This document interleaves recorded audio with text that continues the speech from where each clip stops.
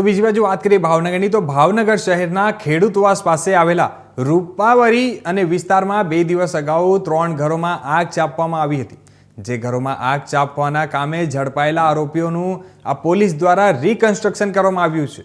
શહેરમાં રૂપાવરીની મહાકાળી વસાહતમાં 3 જેટલા મકાનો અને રિક્ષામાં આગ ચાંપવામાં આવી હતી, જેમાં થોડા દિવસ પૂર્વે સર્જાયેલ મારામારીમાં સારવાર બાદ યુવાનનું મોત નિપજતા પરિવારના લોકોએ આગ ચાંપી હતી। જે મામલે 12 થી વધુ ઈસમો સામે ફરિયાદ નોંધાયા બાદ 8 આરોપીઓને પોલીસે ઝડપી લીધા હતા, જેમાં 3 ઘરો પર જ્વલનશીલ પ્રવાહી છાંટી અને આગ ચાંપવાના ગુનાઓ કામે ઝડપાયેલા આરોપીઓને પોલીસ ઘટના સ્થળે લઈ આવી હતી। તેમજ ઘટનાને કઈ રીતે અંજામ આપવામાં આવ્યો તે અંગે પોલીસ દ્વારા આરોપીઓને સાથે રાખી અને રિકન્સ્ટ્રક્શન કરવામાં આવ્યું હતું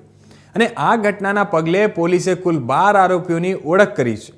જેમાંથી 8ની ધરપકડ પણ કરવામાં આવી છે અને બાકીના 4 સહિત અજાણ્યા વ્યક્તિઓ સામે તપાસ ચાલુ છે।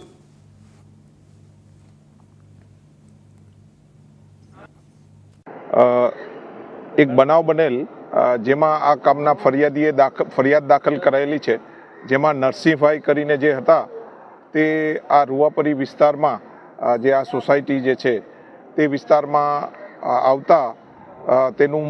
મનદુખ રાખી અને જે આરોપી સાગર, અજય વગેરે 4 પુરુષ અને 2 સ્ત્રી એ રીતના મનદુખ રાખી અને જણાવતા કે ભાઈ તમે અવારનવાર અમારા વિસ્તારમાં આવો છો અને અમારા વિશે તમામને કહો છો, એનું મનદુખ રાખી અને ધારિયા જેવા તીક્ષ્ણ હથિયારથી તેના માથાના ભાગે ઈજા કરેલી,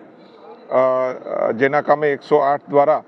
નરસિંહભાઈને સરટી હોસ્પિટલમાં દાખલ કરવામાં આવેલા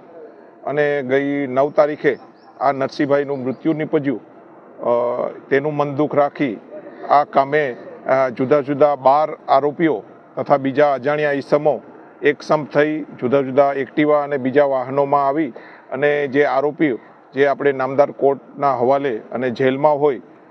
જેના ઘર ઉપર કોઈ હોય નહીં તેના માતા સિવાય, તે તમામને આગજંપી કરેલી અને આ આગજંપીનો બનાવ ખૂબ જ ગંભીર હોય, જેના કામે જુદા જુદા ટીમ બનાવી અને આ જે 8 આરોપીઓને પોલીસ દ્વારા અટક કરવામાં આવેલા અને તેનું આજે રિકન્સ્ટ્રક્શનના ભાગરૂપે તમામ આરોપીઓને અહીંયા લાવી અને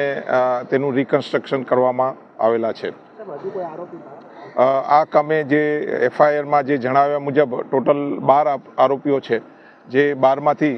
ટીમ બનાવી અને 8 આરોપીઓને આપણે પકડી લેવામાં આવેલા છે અને બીજા 4 ઈસમો તથા બીજા અજાણ્યા એ બાબતે ઊંડી તપાસ હાલમાં ચાલુ છે।